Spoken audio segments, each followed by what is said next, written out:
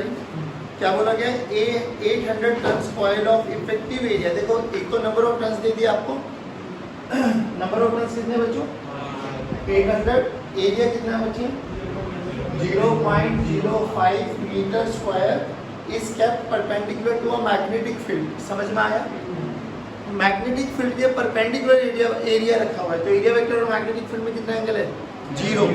कितना एंगल है 0। ये ऐसे समझने की कोशिश करो, ये एरिया है, magnetic field lines are perpendicular to this plane, what is the angle between area vector and magnetic field 0। Please इस चीज को ध्यान रखो, तो थीटा की वैल्यू बोलो 0। Okay done. और जो मैग्नेटिक फील्ड गिवन है बच्चों वो गिवन है हमारे पास 5 × 10⁻⁻5 tesla. Okay done. When the plane of the coil is rotated by 90 degree around any of its coplanar, coplanar axis समझ में आ गया, जिस प्लेन में ये कॉइल रखी गई है ना उस कोप्लेनर किसी भी एक प्लेन के पैरेलल उसको रोटेट कराएगा कितने एंगल 90 डिग्री। तो अब बोलो मैग्नेटिक फील्ड और एरिया वेक्टर में कितना एंगल बन गया 90 डिग्री। 90 डिग्री बन गया तो फाइनल फ्लक्स बोलो 0। तो छोड़ो सेकंड वाला केस में देखो थीटा की वैल्यू 90 डिग्री हो गई तो फाइनल फ्लक्स कितना हो गया बाबा 0। इनिशियल फ्लक्स बोलो B into A, लेकिन यहाँ पर NB रखा हुआ है तो NBA cos 0 बोले तो N into B into A। हमें क्या निकालना है, क्या बोला गया हमसे EMF निकालना बच्चों, और EMF निकालने के लिए उसको बोला गया टाइम भी दे दिया गया 0.1 सेकेंड, तो T की वैल्यू भी 0.1 सेकेंड दे दी गई है बच्चों। अरे ये तो बहुत इजी क्वेश्चन है रे। बोलो final minus initial by delta T will get it out. नहीं आया आंसर, तो NBA डिवाइडेड बाय 0.1, N की वैल्यू बोलो 800, B की वैल्यू बोलो 5 × 10⁻⁻5 इंटू एरिया की वैल्यू बोलो बच्चों 0.05 डिवाइडेड बाय 0.1। ये आंसर है। आ जाओ, बोला गया 6th क्वेश्चन देखो बच्चों, a rectangular coil, a square, a circular and an elliptical loop all are in xy plane are moving out of a uniform magnetic field with a constant velocity। इधर देखो ये question बहुत अच्छा और बहुत सारे एग्जाम्स में पूछा गया है, लॉजिकल समझ। मैं तो ये कह रहा हूँ मान के चल ए रीजन में मैग्नेटिक फील्ड है, ठीक, इस रीजन में मैग्नेटिक फील्ड लाई कर रही है और मैग्नेटिक फील्ड मान लो अभी इनवर्ट डायरेक्शन में, कोई दिक्कत। बोला गया यहाँ पे 4 लूप रख दी गई है, कौन कौन सी बच्चों, एक तो स्क्वायर लूप, एक रेक्टेंगुलर लूप, एक सर्कल और एक एलिप्स। दैट और चारों को कांस्टेंट वेलोसिटी से बाहर निकाला गया। एक ये भी कांस्टेंट है, ध्यान रखना। बोला गया the magnetic field is directly, चलो ठीक है, the induced EMF during the passage of this loop out of the field region will not remain constant for. Simple सी बात बताओ, जब ये बाहर निकलेगा तो जल्दी बताओ फ्लक्स बढ़ेगा या घटेगा? क्या सभी केसेस में घट रहा होगा? तो क्या सभी केसेस में फ्लक्स चेंज हो रहा होगा? क्या सभी केसेस में करंट फ्लो करेगा? डन, ईएमएफ इंड्यूस होगा। डन।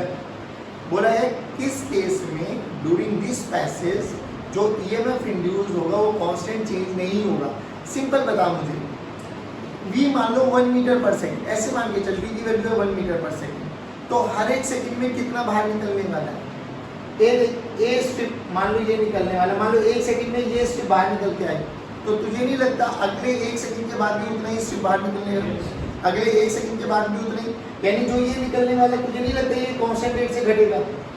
अरे बोल भाई, तो सेम केस इसके लिए तो एप्लीकेबल है, बट क्या इन दोनों के लिए एप्लीकेबल है? क्योंकि एक केस में मान लो इतना निकला, अगले केस में देखो ये निकला, फिर ये निकला, फिर ये निकला, नहीं आया समझ में। अगले केस के लिए देखो एलिप्स में पहले ये निकला, फिर ये निकला, फिर ये निकला, क्या ये बराबर स्ट्रिप्स है क्या? बट इसमें सारी की सारी स्ट्रिप्स बराबर थी, तो आंसर क्या होगा जल्दी बोलो? Circle and ellipse. Circle and नहीं आया, पक्की बात। आ जाओ अब क्वेश्चन नंबर 9 देखो बच्चों। क्वेश्चन नंबर 9 क्या कह रहा है? A rectangular coil of 20 turn, यानी एन की वैल्यू दे दी गई है बच्चों हम लोगों को 20, चलो अब हो गया, and area of cross section है 25 स्क्वायर सेंटीमीटर। चुपचाप इसको क्या कर लो, मीटर में कन्वर्ट कर लो। रेजिस्टेंस दे दिया गया बच्चों हमारे पास 100 ohm. If the magnetic field which is perpendicular to the plane of the coil, अभी भी बताओ थीटा की वैल्यू 0, थीटा की वैल्यू 0 दे दी गई है, बी की वैल्यू अपन लोगों को 1000 टेस्ला दे दिया गया है। बोला गया अच्छा, the plane of coil changes at a rate of 100 tesla per second. ये बेसिकली dv बाई dt दे दिया अब आपको। तो जब देखो फ्लक्स का फॉर्मूला हो जाएगा b इंटू ए इंटू कॉस थीटा, चलिए ठीक है, और n इंटू बी। अब जब इसमें d फाई बाई dt निकालोगे तो ध्यान से देखो, ना तो n चेंज हो रहा है ना एरिया चेंज हो रहा है, क्या चेंज हो रहा है? dv। तो dv बाई dt अपन लोगों को दे दिया, n इंटू ए बाहर लेके आ जाना, dv बाई dt चेंज हो जाएगा। नहीं आया बच्चों? ये dv बाई dt आपको गिवन है 1000 टेस्ला पर सेकंड, नहीं आया बच्चों? पक्की बात, यहाँ पे रखेंगे, विल गेट द आंसर। अब देखो 19 क्वेश्चन क्या कह रहा है, 19 देख लेते हैं अभी। 19 क्वेश्चन देखो क्या कह रहा है। In a coil of resistance 100 ohm, मतलब 10 ohm, the induced current developed by changing magnetic flux through it as shown in figure, इतना the magnitude of change in flux through the coil in weber. ये देखो किसका वो given है बेटा graph. This graph is between I and T। I और T का graph है, पहली बात तो ये बताओ, I T का ग्राफ है, ये 4 एम्पियर है, 0.1 है। Okay done. पहले बताओ IT से हमें क्या क्या मिल सकता है? IT से हमें चार्ज मिल सकता है। इसका एरिया और स्लोप देखो, एरिया क्या देगा? Half into I into T, और एरिया क्या, स्लोप क्या? ये एरिया दे दिया, स्लोप देखो क्या देगा? Delta I by delta T।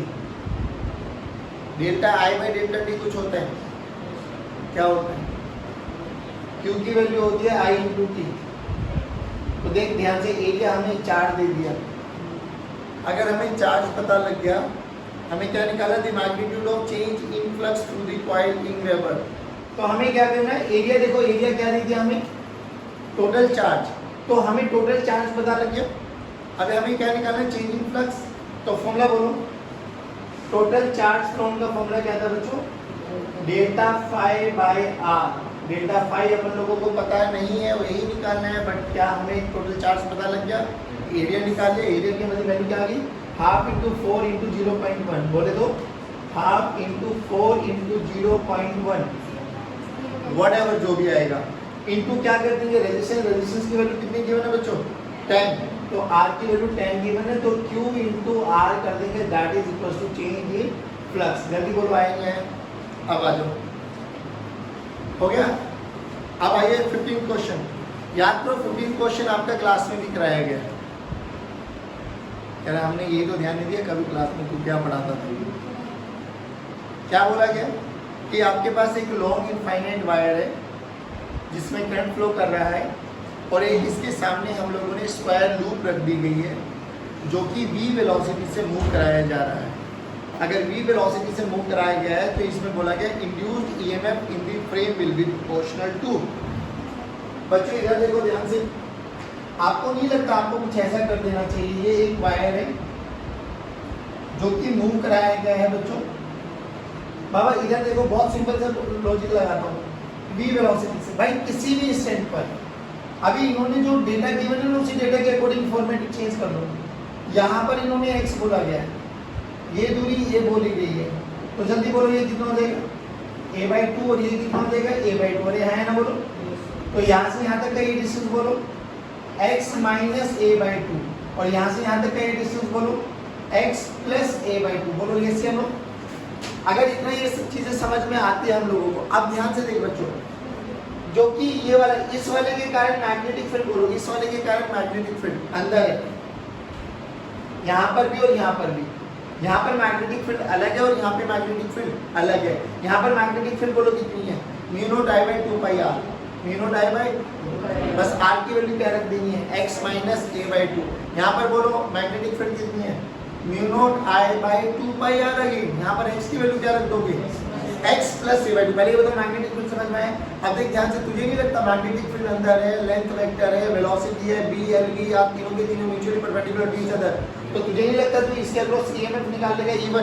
E1 की वैल्यू बोलो b into l into v, b की वैल्यू बोलो mu naught I by 2 pi into x minus a/2 into इसकी लेंथ जो है a है, इसकी वेलोसिटी है v, नहीं आया।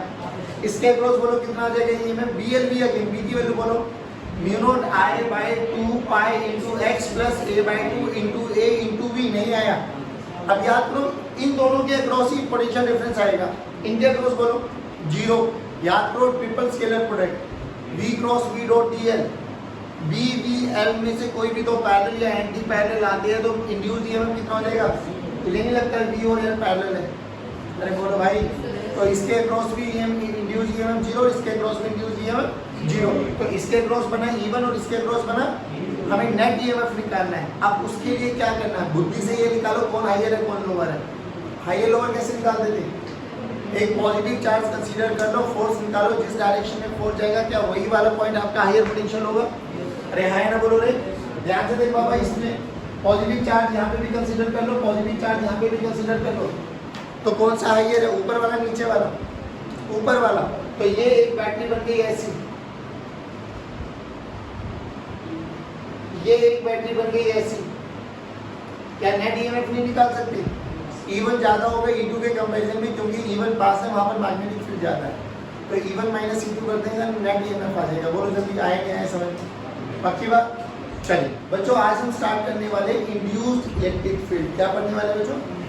सारे बोलो, अरे सारे बोलो रे, इंड्यूस्ड इलेक्ट्रिक फील्ड। अब ये इंड्यूस्ड इलेक्ट्रिक फील्ड और जो हम लोगों ने इलेक्ट्रिक फील्ड पढ़ा था इलेक्ट्रोस्टैट्स में, क्या दोनों सेम है या अलग अलग है? देखो कुछ मायने में सेम है और कुछ मायनों में अलग अलग है। वहाँ के बारे में थोड़ा चर्चा करते, जल्दी बताओ। वहाँ पे कहाँ से स्टार्ट होती थी? पॉजिटिव।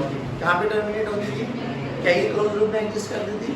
अगर किसी भी एक पॉजिटिव चार्ज को हम लोग इलेक्ट्रिक फील्ड में छोड़ दें तो क्या वो पॉजिटिव चार्ज पे फोर्स लगता था Q इंटू ई? क्या वो अलोंग की डायरेक्शन ऑफ इलेक्ट्रिक फील्ड भगता था? क्या negative charge opposite to direction of electric field भगता था? और वहाँ पे किन्हीं भी दो पॉइंट्स के बीच में पोटेंशियल डिफरेंस का फॉर्मूला क्या होता था? BB equals to minus E dot d r. सब बोल गए minus E dot d r, but तुम्हें समझ में दैट। अब सुनो बच्चों, अब ये इंड्यूस इलेक्ट्रिक फील्ड का क्या लॉजिक है? ये थोड़ा सर के ऊपर से जाता है बच्चों में। लॉजिक कुछ भी नहीं है, सिंपल सी बात बता। अगर एक वेरिंग मैग्नेटिक फील्ड में या कहीं पर भी जहाँ फ्लक्स चेंज हो रहा है तो हमने देखा करंट तो फ्लो कर रहा है। करंट फ्लो कर किस कारण रहा है? चार्जेस दौड़ रहे हैं। अब चार्जेस दौड़ेंगे तो चार्जेस दौड़ेंगे कब? जब उन पर फोर्स लगेगा, और फोर्स रुके हुए चार्ज को केवल और केवल कौन भगा सकता है? इलेक्ट्रिक फील्ड, क्योंकि मैग्नेटिक फील्ड में वो क्षमता नहीं है। मैग्नेटिक फील्ड केवल और केवल भगते हुए चार्ज पे फोर्स लगा सकती है, बट इलेक्ट्रिक फील्ड में वो कारनामा करके दिखा सकते हैं कि वो रुके हुए भी और भगते हुए भी दोनों पे फोर्स लगा सकते हैं। नहीं आया समझ में? सिंपल सी एक बात बताना, बिल्कुल लॉजिकली। हमने बोला कि ये मैग्नेटिक फील्ड है, बच्चों आराम से सुन। मान लो ये मैग्नेटिक फील्ड है, मान लिया, और यहाँ पर हमने करंट कैरी मतलब एक कंडक्टिंग वायर दी है, ठीक, कंडक्टिंग वायर दी। मुझे बता, लॉजिकली बता, अगर मैं B को फिक्स रखूँ, एरिया को फिक्स रखूँ, थीटा को फिक्स रखूँ, तो फ्लक्स बोलो है या नहीं है? फ्लक्स है BA cos थीटा। चेंज हो रहा है क्या? नहीं। तो बताओ इसमें करंट फ्लो करेगा क्या? नहीं। यानी इसके पास चार्जेस नहीं है क्या? चार्जेस तो है क्योंकि कंडक्टिंग नहीं है। चार्ज है बट वो चल नहीं रही तो करंट नहीं फ्लो कर रहा। अब मैंने कैसे भी करके इसमें फ्लक्स चेंज करा दिया। फ्लक्स को चेंज कराने के बहुत सारे तरीके हैं। B को चेंज कर दो, A को चेंज कर दो, थीटा को चेंज कर दो। अपन ये मान के चल रहे कि यहाँ पर मैंने B को बढ़ा दिया। बेटा प्लीज आराम से सुनना, अगर B को मैंने चेंज कर दिया, क्या बताओ फ्लक्स चेंज होगा, EMF इंड्यूस होगा, करंट फ्लो करेगा। अभी करंट अगर फ्लो किया तो यानी चार्जेस दौड़े ना, चार्जेस के फ्लो को ही तो करंट बोलते हैं। अगर चार्जेस दौड़ेंगे तो दौड़ाएगा कौन? मैग्नेटिक फील्ड नहीं। चेंज होता हुआ मैग्नेटिक फील्ड कोज है करंट दौड़ने के लिए, बट करंट को दौड़ाएगा तो कोई ना कोई फोर्स। वो फोर्स मैग्नेटिक फोर्स तो नहीं हो सकता, तो कौन सा फोर्स हो सकता है? Electrostatic, electric force. अब ये कॉन्सेप्ट सोचा गया कि भाई देख, अगर दौड़ेगा ना चार्ज तो कहीं ना कहीं इलेक्ट्रिक फील्ड रिस्पॉन्सिबल होगा।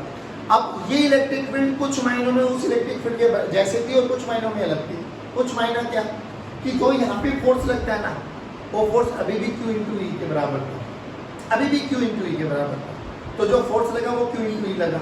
अब Q इंटू ई लगा तो चार्जेस दौड़े। अब देख अच्छी बात कही, अच्छी बात सुन, जब इस पे चार्जेस, मान लीजिए पॉजिटिव चार्ज था भाई, ठीक, मैग्नेटिक फील्ड बढ़ रहा है, और मैग्नेटिक फील्ड बढ़ रहा है तो मुझे ये बताओ करंट किस डायरेक्शन में फ्लो करेगा? फ्लो क्या एंटी क्लॉक या एंटी?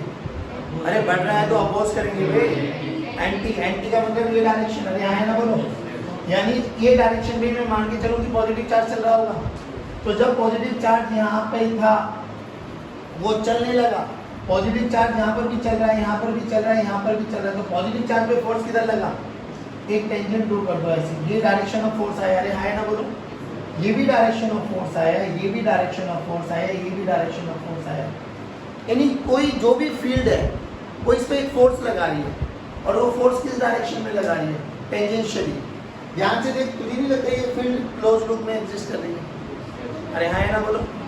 पहली बात तो क्या कि जो ये इलेक्ट्रिक फील्ड फोर्स लगा रही है, देख इलेक्ट्रिक फील्ड की डायरेक्शन जो यहाँ इधर यहाँ इधर यहाँ इधर, तुझे नहीं लगता ये क्लोज लूप में एग्जिस्ट कर रही है? टेंजेंट इलेक्ट्रिक फील्ड की डायरेक्शन देता है भाई, फोर्स और इलेक्ट्रिक, तो ये देख क्लोज लूप में एग्जिस्ट कर रही है। क्या हमारी वो वाली इलेक्ट्रिक फील्ड क्लोज लूप में एग्जिस्ट कर रही थी क्या? नहीं कर रही थी। एक और चीज़ कंस्ट्रेंट है, ये मजबूरी हम लोगों के लिए वो एप्लीकेबल है कि भाई जो ये मैग्नेटिक फील्ड है ना, तो दिस मैग्नेटिक फील्ड ये हमेशा सिलेंड्रिकल रीजन के लिए ही एप्लीकेबल होगी हमारे लिए। किसके लिए एप्लीकेबल होगा? सिलेंड्रिकल रीजन, और कोई रीजन के लिए अभी हमारे लिए बात करनी नहीं है, सिलेंड्रिकल रीजन के लिए एप्लीकेबल होगा कि मैग्नेटिक फील्ड एक सिलेंडर है, उसमें मैग्नेटिक फील्ड एग्जिस्ट करती है, मैग्नेटिक फील्ड चेंज हो रहा है, तो उस चेंज होते हुए मैग्नेटिक फील्ड ने क्या किया, यहाँ पर इस कंडक्टिंग वायर में करंट को दौड़ा है। करंट दौड़ेगा तो चार्जेस यानी दौड़ रहे हैं, अगर चार्ज दौड़ रहे हैं उसमें कोई ना कोई फोर्स लगा, फोर्स लगाने के लिए कोई ना कोई दूसरा फील्ड है, मैग्नेटिक फील्ड तो नहीं काम कर सकती, तो दूसरे फील्ड का क्या नाम बोला गया? Induced electric field. क्या बोला गया? अब इंड्यूस्ड इलेक्ट्रिक फील्ड कई मायनों में बिल्कुल इलेक्ट्रिक फील्ड जैसे था और बहुत मायनों में अलग था। कई मायनों में क्या कि यहाँ पर भी जो फोर्स लगेगा इस वाले पे, वो फोर्स का फॉर्मूला अभी भी कितना होगा बच्चों? Q इंटू ई। अरे बोलो रे, क्या ये ई आपके पास इंड्यूस्ड इलेक्ट्रिक फील्ड हो जाएगी? अरे हाँ है ना बोलो, ये इंड्यूस्ड इलेक्ट्रिक फील्ड जो है ये क्लोज लूप में एग्जिस्ट करेगी, वो क्लोज लूप में एग्जिस्ट। एक चीज और बता भाई, अब मैं ध्यान से सुना बिल्कुल तसल्ली से, उस केस में जो अभी तक हम पढ़ते आए हैं, हमने क्या देखा था? dv का फॉर्मूला आया था minus E dot d are. अरे हाँ है ना बोलो, माइनस ई डॉट, क्या dv पोटेंशियल डिफरेंस था बाबा? अरे बोलो भाई, क्या dv पोटेंशियल डिफरेंस था? अब सिंपल सी बात बता, E electric field, dr displacement vector. सोच अगर चार्ज ऐसे चल रहा है तो उसका डिस्प्लेसमेंट भी इधर है, इलेक्ट्रिक फील्ड भी इधर है, दोनों में एंगल बोलो, सारे बोलो। नीचे आ रहे तो डिस्प्लेसमेंट भी इधर, फोर्स भी इधर, एंगल बोलो, एंगल बोलो, एंगल बोलो। तुझे नहीं लगता हर केस में थीटा की वैल्यू 0? अगर थीटा की वैल्यू 0 तो देखो dv की वैल्यू क्या आ गई? माइनस ई डी आर कोस 0, बोले तो माइनस ई डी आर। ध्यान से देखना, ये ई कौन है? Induced electric field. अरे बोलो रे, कौन है भाई? यानी इसके जो ईएमएफ डेवलप हुआ ना, ईएमएफ वो ई डॉट डी आर के बराबर है, ई डी आर के बराबर। बट याद कर यही चीजें ईएमएफ तो हम अभी तक पढ़ते आते हैं, किसने बताया था ईएमएफ के बारे में? फैराडे। फैराडे ने क्या बोला कि जब जब फ्लक्स चेंज होगा तब तक ईएमएफ इंड्यूस होगा। ईएमएफ कितना होगा? Minus D phi by. तो according to Faraday EMF induce, ये ईएमएफ है, कितना होगा बच्चों? Minus D phi by D T. Phi की वैल्यू बोलो, B into A, B into initially मान लिया मैग्नेटिक फील्ड अंदर है, एरिया वेक्टर भी अंदर है, cos थीटा की वैल्यू 0 है, cos 0 1 है, यानी थीटा की वैल्यू 0 मान के चल लेते हैं। अब ध्यान से देख यहाँ पे b इंटू ए रखेगा तो इंड्यूस्ड ईएमएफ कितना है बाबा? Minus B A by D T. कौन चेंज हो रहा है, एरिया या मैग्नेटिक फील्ड? एरिया या magnetic field? Magnetic field change हो रहा है, तो मैग्नेटिक फील्ड को अंदर रखो, एरिया को बाहर लेके आ जाओ, तो इंड्यूस्ड ईएमएफ किसके बराबर है बाबा? Minus A DV by D T, minus A DV by D T. अच्छा एक बात बताओ, जो ये इंड्यूस्ड ईएमएफ यहाँ से आए क्वेश्चन नंबर 1 से, और जो ये इंड्यूस्ड ईएमएफ यहाँ से आए क्वेश्चन नंबर 2 से, तुझे नहीं लगता ये दोनों सेम ही होने चाहिए? अरे कॉन्सेप्ट तो बराबर ही है, कान को ऐसे पकड़ या ऐसे घुमा के पकड़, बात तो वही है ना। तो ये हम लोगों ने वहाँ पे इलेक्ट्रिक फील्ड के कॉन्सेप्ट से निकाला, जो इंड्यूस्ड इलेक्ट्रिक फील्ड हुई है, कि अगर इंड्यूस्ड इलेक्ट्रिक फील्ड है तो कहीं ना कहीं पोटेंशियल डिफरेंस ऐसे निकालते हैं, और अकॉर्डिंग टू फैराडे ये आता है। क्या दोनों की वैल्यू बराबर है? दोनों की वैल्यू बराबर है तो रख माइनस ई डी आर, बोले तो माइनस माइनस कैंसिल आउट हो जाएगा, तो E d r this is equal to a d v by D t. अरे हाँ ना बोलो। अब ध्यान से देख बच्चों, डी आर इसका इस पूरे पाथ का रेडियस आर मान, इस पूरे पाथ का इंटीग्रेट करो एक बार, तो पूरे पाथ की लेंथ कितनी आ जाएगी 2 पाई। ये रिजल्ट बहुत इंपॉर्टेंट है, याद रखना। अब इसका थोड़ा सा वर्जन देखो, E into 2 pi r, this is equals to area कौन सा लेके चलेंगे, जिस रीजन में मैग्नेटिक फील्ड एग्जिस्ट कर रही है वो वाला रीजन जो कॉइल के अंदर है, वो वाला एरिया जो कॉइल के अंदर है, जो मैग्नेटिक फील्ड के अंदर है। कौन सा एरिया है मैग्नेटिक फील्ड के अंदर? अरे बोलो भाई। तो pi into r square d b by D t. ध्यान से देख, पाई ने पाई को मारा, आर ने आर को मारा, तो ई की वैल्यू क्या आ गई बच्चों? R by 2 d b by D t. This is induced electric field. लेकिन अब यहाँ पे 2 पॉइंट्स याद रखने हैं। इंड्यूस्ड इलेक्ट्रिक फील्ड तो आ गई, अब लेकिन यहाँ पे जब हम प्रूव कर रहे थे तो किस केस में प्रूव किया? पहली बात तो ये सिलेंड्रिकल रीजन है, ये वो वाला रीजन है जहाँ मैग्नेटिक फील्ड एग्जिस्ट करेगी, और उसके ये सेंटर है, ये रेडियस आर है। जहाँ तक मैग्नेटिक फील्ड एग्जिस्ट करेगी ये वो वाला रेडियस है, मैग्नेटिक फील्ड अंदर है और मैग्नेटिक फील्ड चेंज हो रही है बच्चों, पहली बात। दूसरी बात, जो कॉइल अपन लोगों ने कंसीडर करी है, तुझे नहीं लगता वो कॉइल, कोई भी कॉइल ले लो, यहाँ से ये रेडियस ले लो R1, या ये रेडियस ले लो R2, या ये रेडियस ले लो R3, यानी जब तक वो उस रीजन के अंदर है, जब तक वो उस रीजन के अंदर है, क्या मैग्नेटिक इंड्यूस्ड इलेक्ट्रिक फील्ड का फॉर्मूला यही यूज करना है? Yes, R/2 into dB by dt। क्यों यूज करना है? सोच के देख, क्या इस केस में एरिया ये हो जाएगा बच्चों? अरे बोलो रे, जब इस वाले को कंसीडर करेंगे तो क्या एरिया ये बड़े वाला हो जाएगा, और उस वाले को करेंगे क्या एरिया अभी भी ये हो जाएगा? अरे हाँ है ना बोलो। अल्टीमेटली हर केस में रेडियस चेंज होता चला जाएगा, तो कभी यहाँ पे R1 हो जाएगा, कभी यहाँ पे R2 हो जाएगा, कभी यहाँ पे, बट अल्टीमेटली आंसर ये रहने वाला। पहली बात बता, अगर इलेक्ट्रिक फील्ड आ गया, अगर इलेक्ट्रिक फील्ड आ गया मेरे पास, और मेरे से बोला गया कि किसी भी रीजन में, मान लो इसी रीजन में जो मैग्नेटिक फील्ड है ना बाबा, वो ये जीवन है B not into T square. क्या जीवन है बाबा? B not into T square. जल्दी बताओ, मैग्नेटिक फील्ड वेरिएबल है या कांस्टेंट है? वेरिएबल है। तो क्या इंड्यूस्ड इलेक्ट्रिक फील्ड बनेगा? हाँ। अरे हाँ ना बोलो। सोच के देखो, अगर ये रीजन में मैग्नेटिक फील्ड है और मैग्नेटिक फील्ड का फॉर्मूला दे दिया गया B not into T square, बोला गया यहाँ पर एक चार्ज रखा गया है Q, can you find out the acceleration as a function of time t? अब ये थोड़ा विचित्र लगा तुझे क्वेश्चन, तेरा ये कहाँ से पूछ लिया, बट मुझे एक चीज समझ में आती है, इंड्यूस्ड इलेक्ट्रिक फील्ड और जो हम लोग ने इलेक्ट्रोस्टैटिक्स में पढ़ी थी इलेक्ट्रिक फील्ड, दोनों में क्या सिमिलरिटी थी? फोर्स QE के बराबर लगेगा। अब इस फोर्स का फॉर्मूला अगर Q फोर्स मुझे पता लग जाए तो तुझे नहीं लगता फोर्स को M into E लिख देंगे, बट E क्या है यहाँ पर? इंड्यूस्ड। E देखो ये रहा R/2 dB बाई, मान लो ये दूरी सेंटर से R दूरी पर है। अरे हाँ ना बोलो, ये दूरी R दूरी पर है। बाबा बताना क्या करेंगे? पहले क्या निकालो? E निकालो, E इंड्यूस्ड। E इंड्यूस्ड में देखो dB बाई dt करो 2B नॉट इंटू टी। अरे बोलो रे, 2B नॉट इंटू, तो E का फॉर्मूला बोलो यहाँ पे कितना आ गया बच्चों?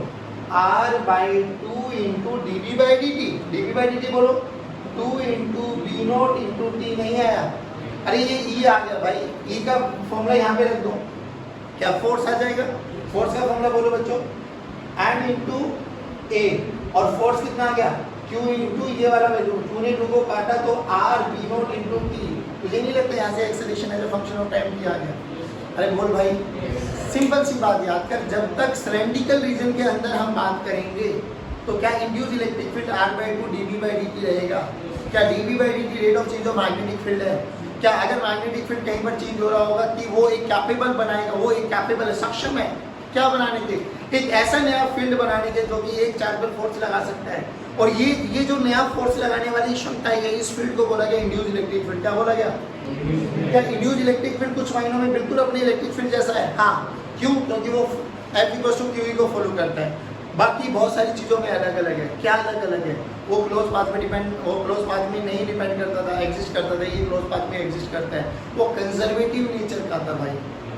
ये कैसा है? नॉन कंजर्वेटिव, क्योंकि ये पाथ पे डिपेंड करेगा। अरे हाँ ना बोलो।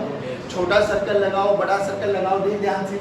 छोटा सर्कल लगाएंगे तो आगे की वैल्यू चेंज होती चली जाएगी, R1 R2 R1 R2 R3, मुझे नहीं लगता यही चेंज होता चला जाएगा। अरे हाँ ना बोलो। बट वहाँ पे वो कैसा नेचर था, कंजर्वेटिव। कंजर्वेटिव में याद करो अगर जितने भी के थे हम लोगों ने इनिशियल और फाइनल पॉइंट में देखा था, बाकी कैसे भी घुमा के लेगा हम उससे कोई मतलब, तो वो इनिशियल और फाइनल पे डिपेंड करती थी। बट क्या ये पाथ पे भी डिपेंड करेगी? तो ये कैसा नेचर है, कंजर्वेटिव या नॉन कंजर्वेटिव?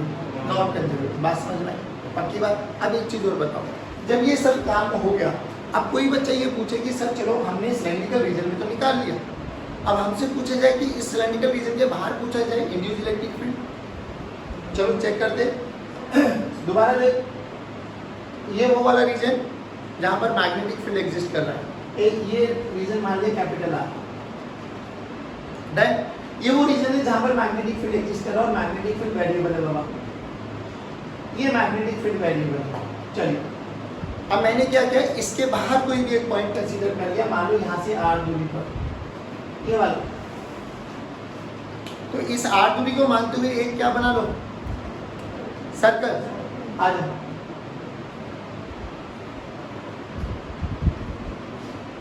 अब एक पॉइंट पे पूछा गया इंड्यूस इलेक्ट्रिक फील्ड निकालो। हाँ तो निकाल सकते, कोई बड़ी बात नहीं। ये वाला फॉर्मूला वर्सेटाइल है, ध्यान से देख क्या आएगा बहुत जल्दी।